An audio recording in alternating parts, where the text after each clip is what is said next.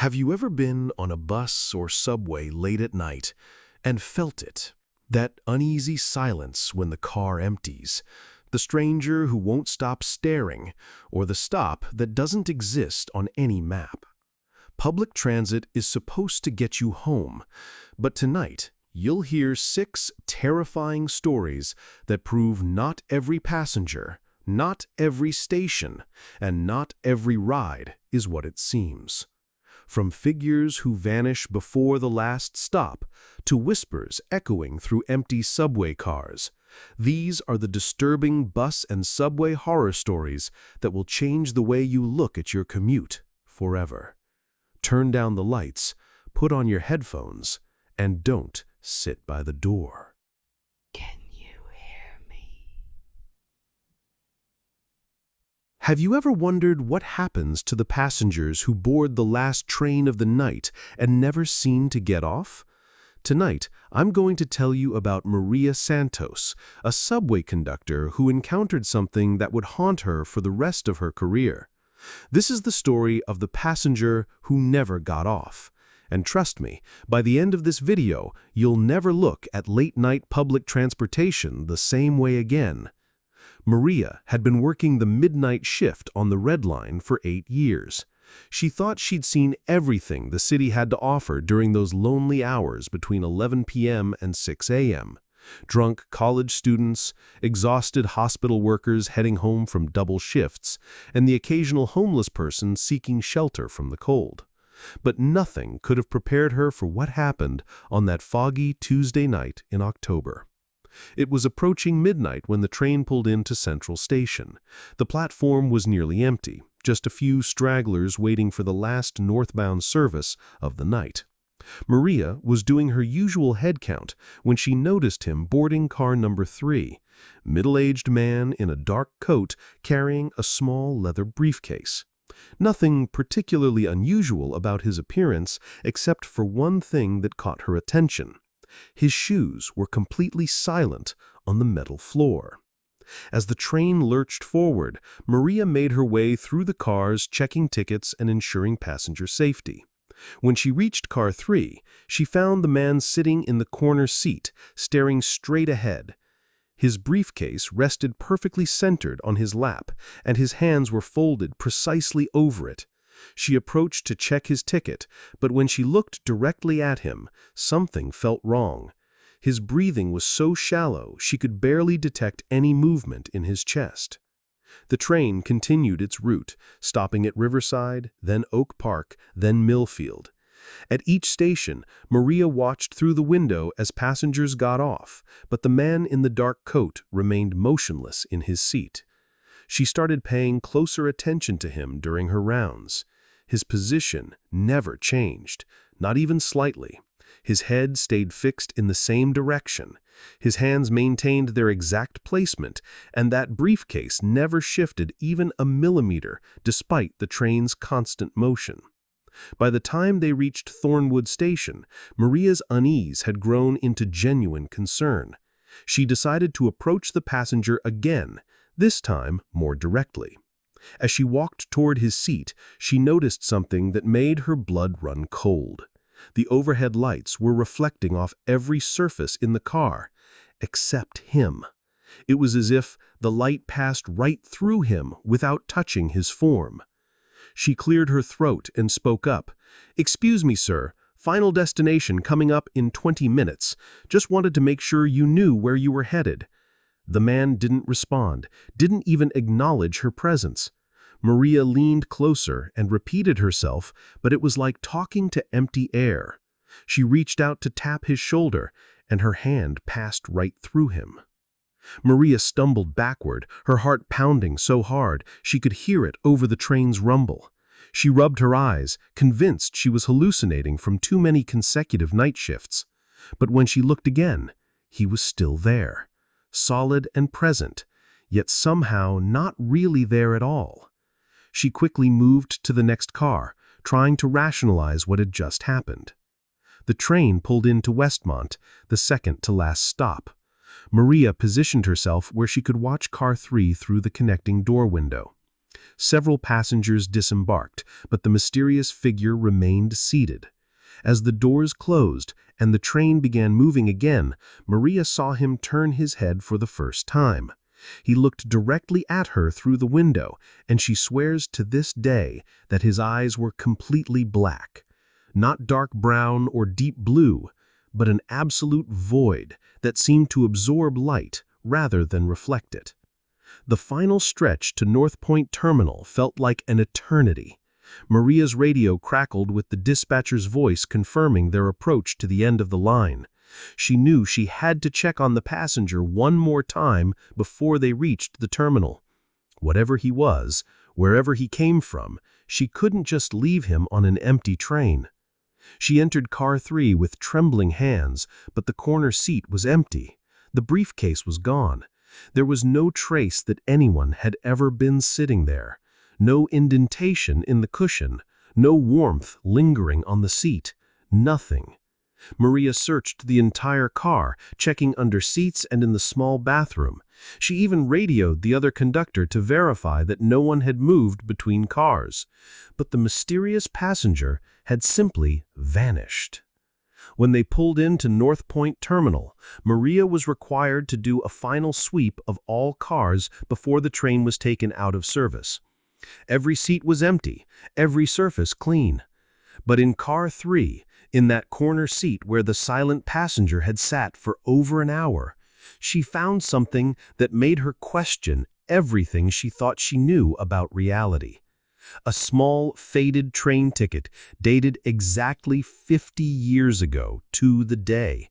The destination was listed as North Point Terminal, but the departure station was Central Station on the old Blue Line that had been shut down decades earlier due to a tragic accident. Maria researched that accident the next day. 50 years ago, the last Blue Line train of the night had derailed just outside Central Station. Among the casualties was a businessman in his 40s who had been traveling alone with only a briefcase. The newspaper described him as a quiet passenger who kept to himself and was found still seated, still holding his case when rescue workers arrived.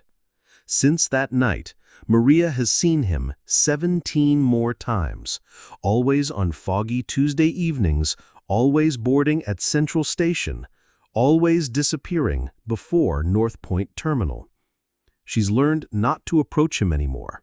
Some passengers, she realized, are still trying to reach their final destination, even 50 years after their journey was supposed to end. The next time you're on late-night public transit and you see someone who seems a little too still, a little too quiet, remember Maria's story. Some travelers are bound by something stronger than schedules and tickets. They're bound by the simple human need to complete their journey, no matter how long it takes. Can you hear me? Have you ever been alone on a subway car late at night and heard something that made your blood run cold? What I'm about to tell you happened to my friend Sarah just 3 weeks ago, and it's going to make you think twice about those late-night commutes. This isn't some urban legend or creepypasta, this is real, and the evidence she captured will leave you speechless. Sarah works as a night shift nurse at Metropolitan General, which means she's always taking the last train home around 2 in the morning. She's done this routine for 3 years without incident, but September 15th changed everything. That night started like any other. She was exhausted, scrolling through her phone, completely alone in the last car of the Red Line heading toward downtown. The subway car was one of those older models with flickering fluorescent lights that buzz constantly.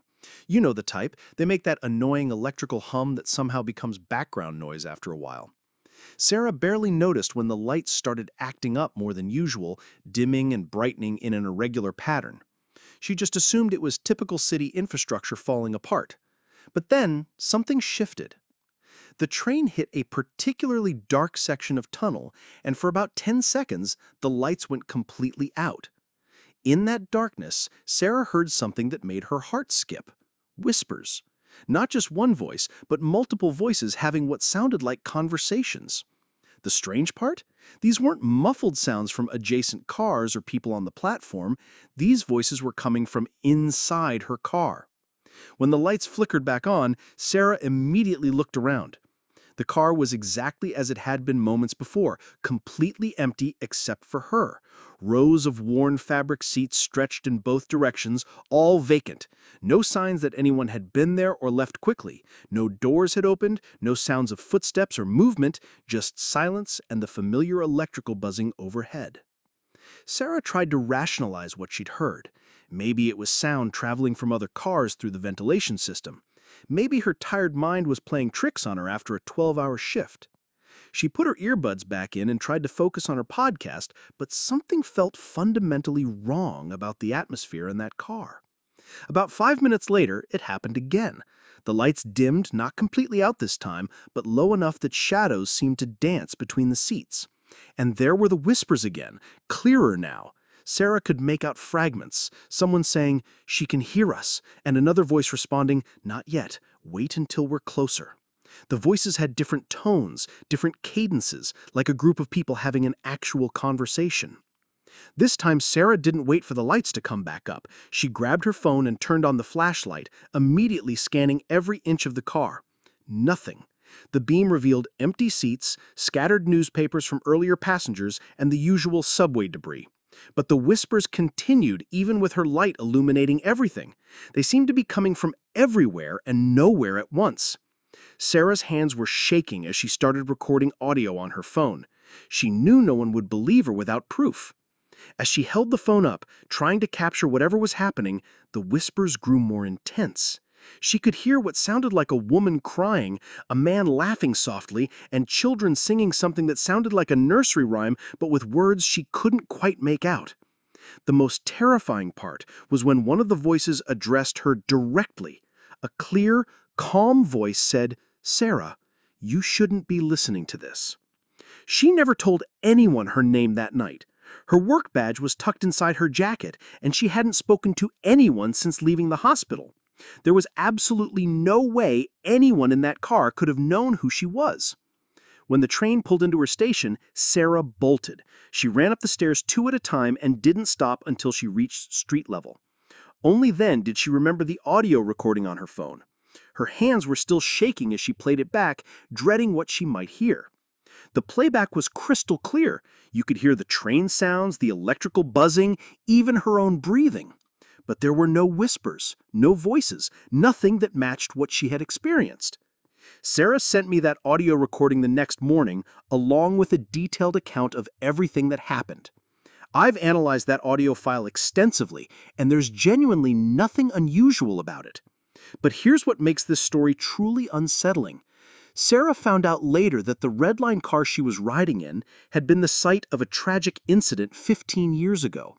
A group of late-night commuters had been trapped when the train malfunctioned in a tunnel, and several people died from carbon monoxide poisoning before rescue crews could reach them. Sarah hasn't taken the Red Line since that night. She drives to work now, even though it cost her significantly more in parking fees. She says the experience changed something fundamental about how she perceives reality. Sometimes the barrier between our world and whatever lies beyond becomes thin, especially in places where strong emotions have left their mark. The question that haunts both Sarah and I is this: were those voices trying to communicate something important, or was something far more sinister reaching out from the darkness? Either way, if you ever find yourself alone on a late-night train and the lights start flickering, maybe consider getting off at the next stop.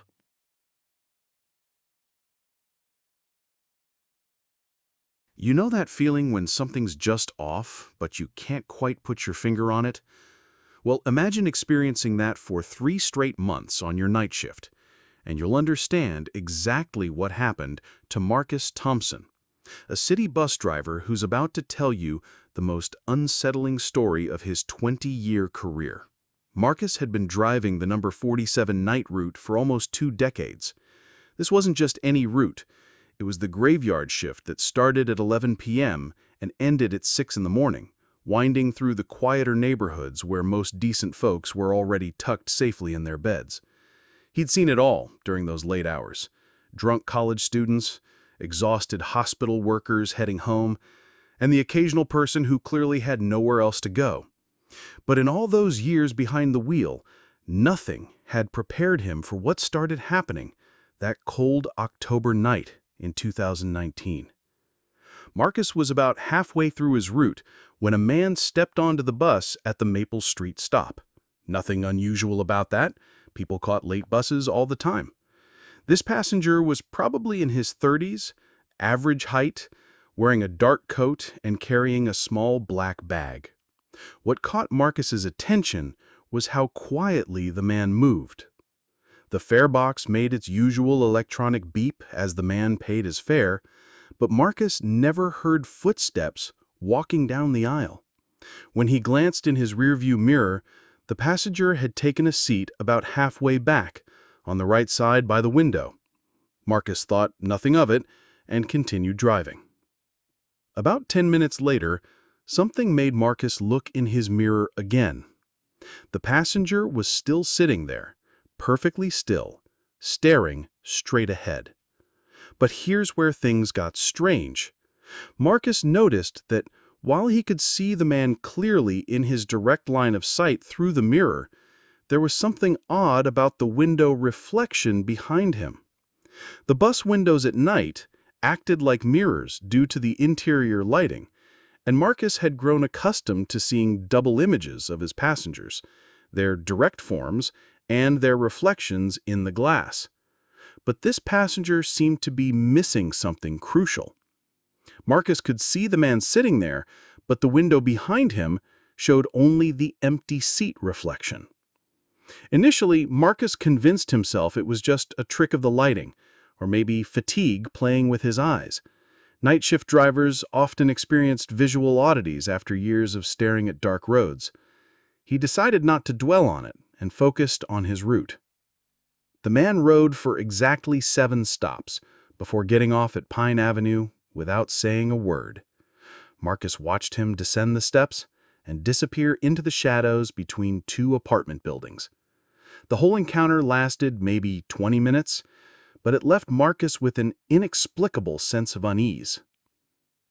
3 nights later, the same thing happened again. Same man, same stop, same silent ride, same missing reflection.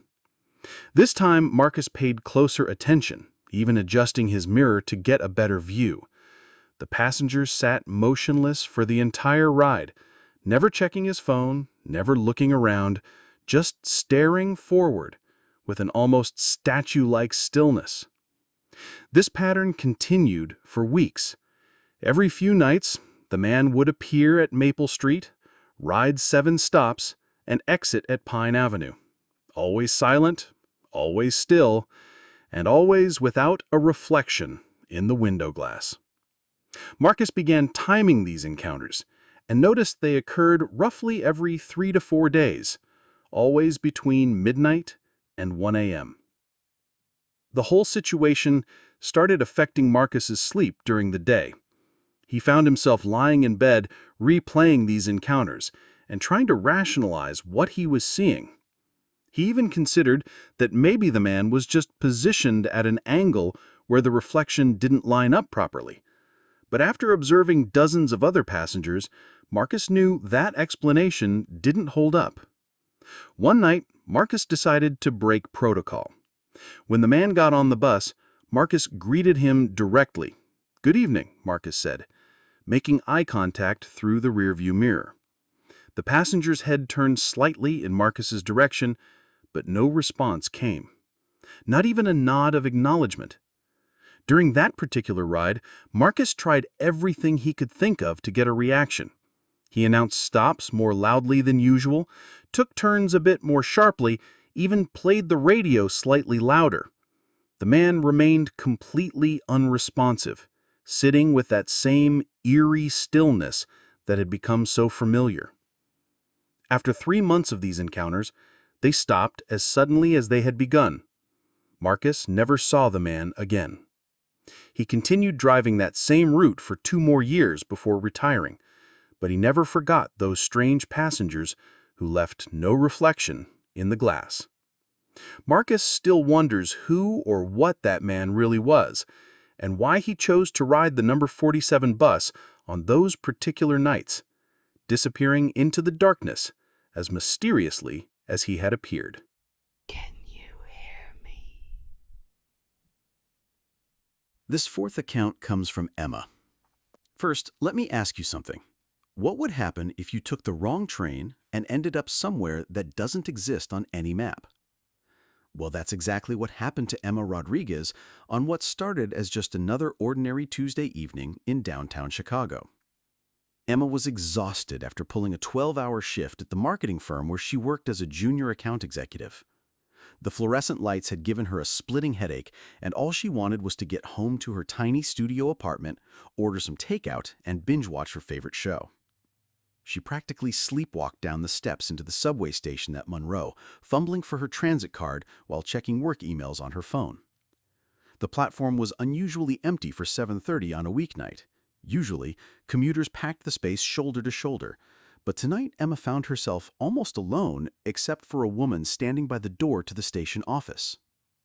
The woman wore a vintage navy coat that looked like it belonged in the 1940s, and she kept checking an old pocket watch with nervous energy. When the train pulled into the station, Emma barely looked up from her phone.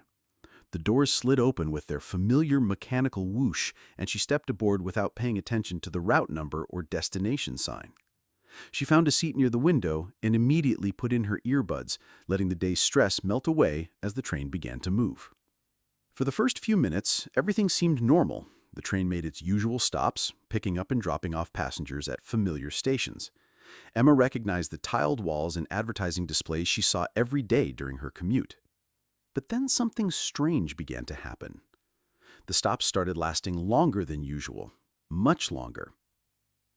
At each station, the woman in the navy coat would board briefly, walk through the car slowly while studying each passenger's face, then exit just before the doors closed. Emma found this odd but assumed the woman was perhaps meeting someone or had gotten confused about which train to take. As the journey continued, Emma realized she didn't recognize the station names being announced over the intercom. The conductor's voice had taken on a hollow, echoing quality that made the words hard to understand. She pulled out her earbuds and looked around the car with growing concern. The other passengers seemed different somehow. Their clothes looked outdated, like costumes from different decades. A man in a bowler hat read a newspaper with headlines she couldn't quite make out. A teenager wore a Letterman jacket that appeared genuinely vintage, not the reproductions sold in trendy boutiques. Everyone sat perfectly still, staring straight ahead with blank expressions. She checked her phone, but there was no signal. The digital display showed only static where the time should be. She pressed her face to the window, trying to see outside, but the tunnel walls seemed to stretch endlessly without the periodic glimpses of street level she was accustomed to seeing. The train began to slow, and the conductor announced their arrival at Meridian Junction. Emma had lived in Chicago her entire life and had never heard of any station by that name. She grabbed her purse and decided to get off, figuring she could catch the next train back in the opposite direction. But when the doors opened, Emma stepped onto a platform unlike any she had ever seen. The ceiling arched impossibly high overhead, supported by ornate iron columns decorated with intricate scrollwork. Gas lamps flickered along the walls, casting dancing shadows that seemed to move independently of their flames. The air smelled of coal smoke and something else she couldn't identify, something that reminded her of old books and forgotten memories. The platform stretched much farther than any normal subway station, disappearing into darkness in both directions. Vintage wooden benches lined the walls, and old-fashioned departure boards displayed destinations she had never heard of. Shadowbrook, Whisper Falls, the crossing at Elm Street. None of the times made sense either, showing arrivals and departures for dates that hadn't happened yet or had occurred decades ago. The woman in the navy coat was standing by an ornate clock that had stopped at 11:57. She looked directly at Emma for the first time, and her eyes held a sadness that seemed to stretch back through years. "You're not supposed to be here," the woman said softly. Her voice carried an accent Emma couldn't place, as if she came from a time when people spoke differently. "I just want to go home," Emma replied, her voice barely above a whisper. I took the wrong train." The woman nodded knowingly. They all say that. But sometimes the wrong train takes you exactly where you need to be, even if you don't understand why yet. Emma looked around the impossible station with its flickering gas lamps and vintage departure boards. She realized that this place existed between the spaces of the real world, a way station for souls who had lost their way or were searching for something they couldn't name. The next train that arrived would determine everything. Would Emma find her way back to her ordinary life? Or would she discover that sometimes getting lost is the only way to find what you've been searching for all along? Can you hear me?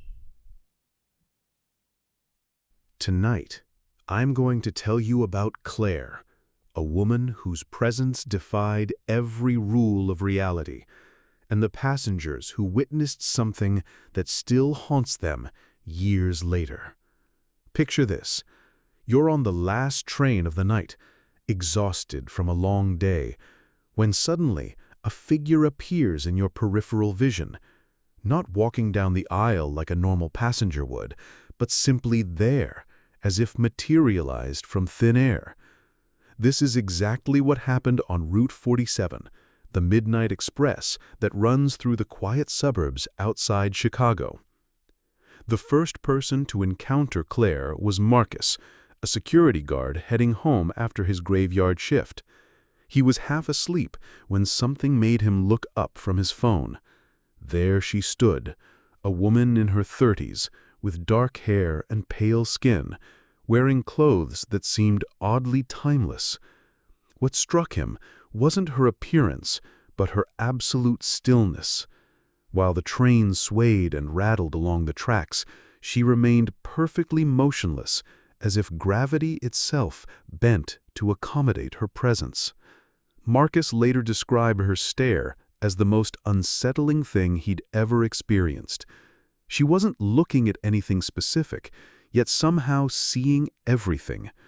Her eyes moved slowly from passenger to passenger, studying each face with an intensity that made people shift uncomfortably in their seats. But here's the strangest part. Despite this obvious intrusion, no one said anything, as if her presence commanded a silence that felt almost sacred. The train pulled into Oakwood Station exactly 3 minutes later. Marcus blinked, and she was gone. Not walked away, not stepped off the train, simply vanished as if she had never existed at all. He spent the rest of his journey questioning his own sanity, wondering if exhaustion had finally caught up with him. But Marcus wasn't alone in his experience. Over the next several months, reports began filtering in from other passengers on the same route. Always the midnight train. Always the same woman. Always the same impossible disappearance at the next stop. The transit authority initially dismissed these reports as urban legend, the kind of ghost stories that naturally develop around late-night transportation. However, the consistency of the descriptions forced them to take notice. Sarah, a nurse finishing her shift at the nearby hospital, encountered Claire on a particularly foggy October night. She was sitting near the back of the train when she felt someone watching her. Looking up, she saw Claire standing just 4 feet away, studying her with those same penetrating eyes. Sarah tried to speak, to ask if everything was all right, but found herself unable to form words. The air around Claire seemed thicker somehow, as if sound itself struggled to penetrate her space. What Sarah noticed that others hadn't mentioned was Claire's breathing, or rather, the complete absence of it. Her chest never rose or fell, her body showed none of the subtle movements that mark living beings. Yet she radiated a presence so powerful it filled the entire train car. Other passengers, though they couldn't see Claire from their positions, began fidgeting and looking around nervously, as if sensing something amiss in their environment. The most detailed encounter came from Detective Robert Chen, a man trained to observe and remember details. He boarded the midnight train after investigating a break-in downtown, and immediately noticed something unusual about car number 3. Despite having several empty seats, passengers were unconsciously avoiding that section, clustering toward the front and back of the train instead. Chen decided to investigate, walking toward the avoided area with the confidence of someone accustomed to confronting the unknown. That's when he saw her. Claire stood in the center aisle, her presence creating an invisible barrier that passengers instinctively respected. What struck Chen most was her complete awareness of his approach. Before he could speak or move closer, she turned to face him directly. Her eyes held a sadness so profound it stopped him in his tracks. Chen later reported feeling as though he was looking into centuries of accumulated grief, as if Claire had witnessed countless partings and departures that she could never fully comprehend. For 30 seconds that felt like hours, they maintained eye contact while the train carried them through the darkness.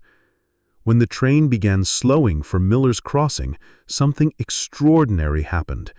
Claire's expression shifted from sadness to what Chen could only describe as desperate urgency. She raised her hand as if trying to communicate something crucial, her mouth moving soundlessly. Then, as the brakes engaged and the train lurched slightly, she simply faded away, like morning mist touched by sunlight. Transit Authority security reviewed footage from multiple cameras, finding no evidence of any additional passengers during these reported timeframes. The train's electronic passenger counting systems showed no anomalies, yet the witnesses remained consistent in their accounts, and new reports continued appearing with clockwork regularity. The mystery of Claire raises questions that challenge our understanding of reality itself. Is she a residual energy from some past tragedy, forever repeating a journey she never completed in life? Perhaps she represents the collective unconscious fears of late-night travelers, a manifestation of our deepest anxieties about solitude and mortality.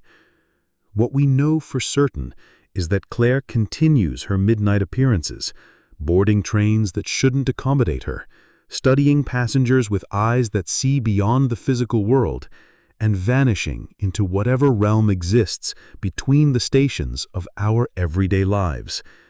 The next time you find yourself on a late-night train, pay attention to the spaces between seats, the shadows that seem too deep, and remember that some passengers may be traveling to destinations that exist far beyond any earthly map. Can you hear me? Picture this.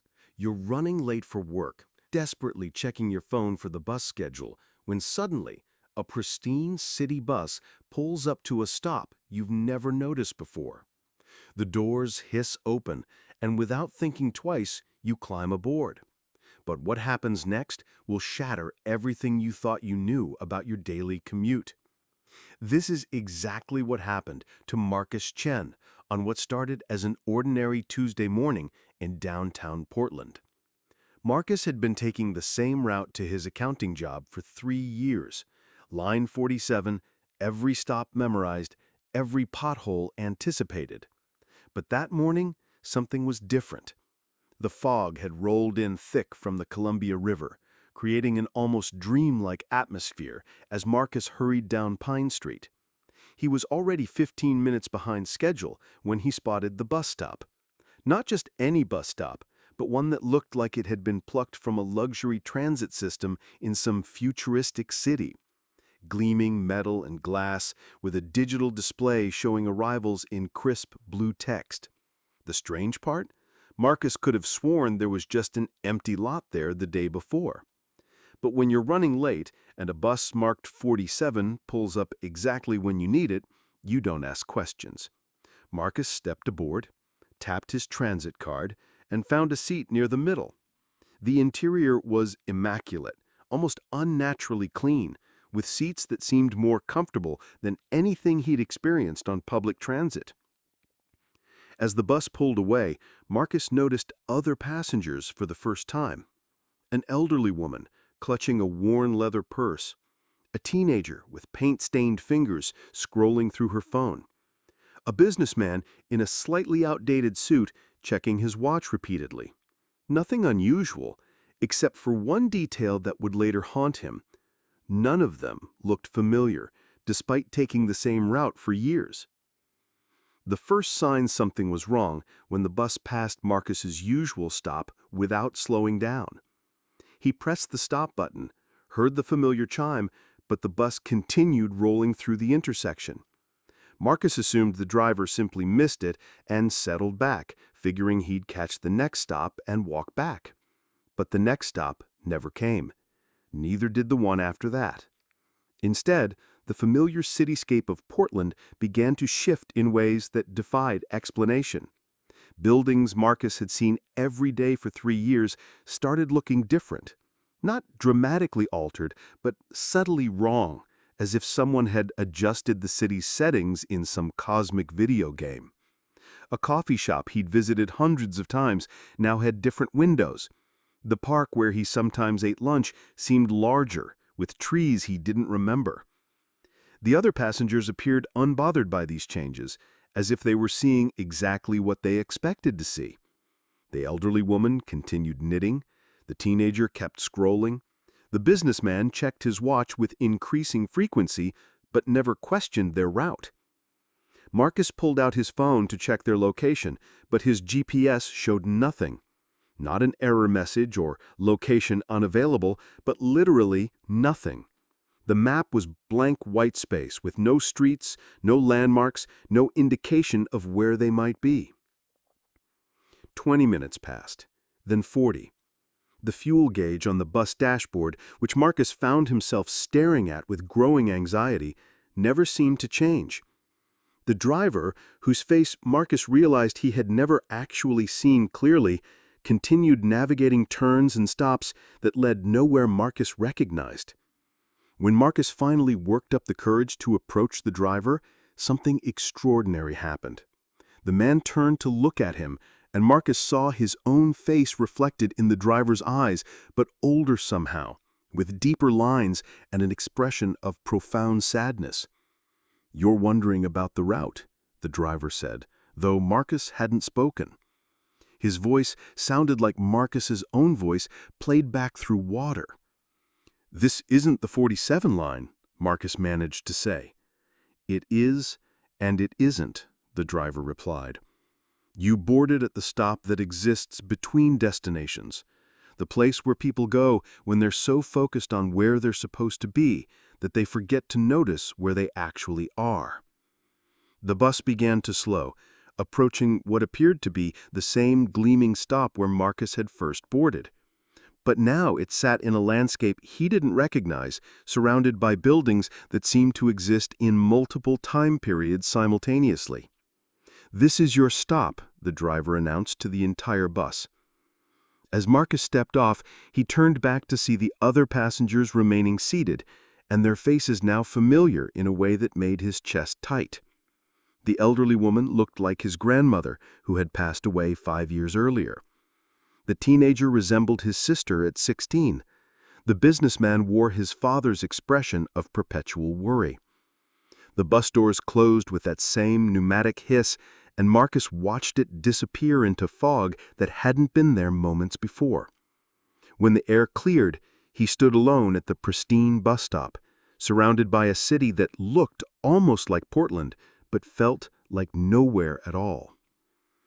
Marcus tried to find his way back to his real life, his real job, his real world.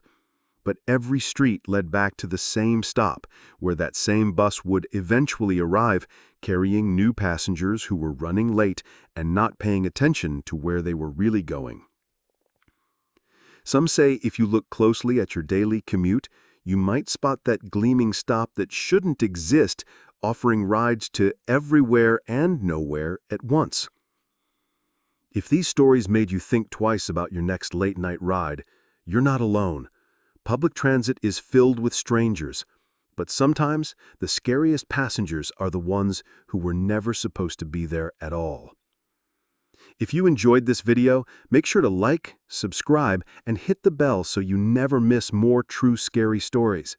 And tell us in the comments, which one of these bus and subway stories kept you up tonight?